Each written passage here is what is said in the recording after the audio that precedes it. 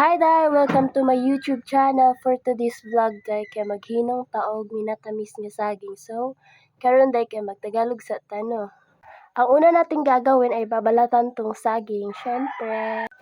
Hi day, tapos ko na siya mabalatan. Ito yung balat tsaka ito yung laman. So, i-slice na natin siya day. I-slice natin siya ng paganto, yung pa bite size. Ganito oh. Yung ganyan.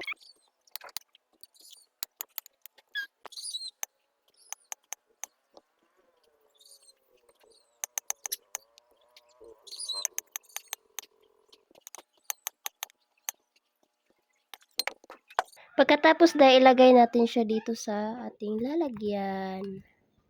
Ganyan. Hi day, naghanda na ako ng asukal dito para malagay doon sa kawali kasi napainit ako doon eh. Pag mainit na siya day, lagay natin tong 1/2 cup na asukal. Yan o, 1/2 cup yan. Lagay natin dito. Papamelt natin yan. Nasa medium heat lang day.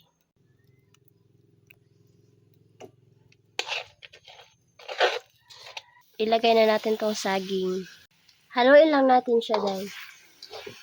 Yan. And then, lagyan natin ng tubig.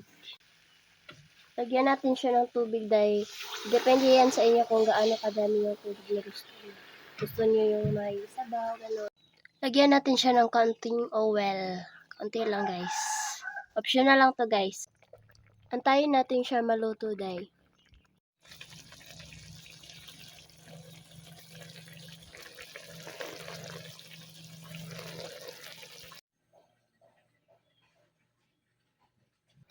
Hi Dai, here's the final result or final product.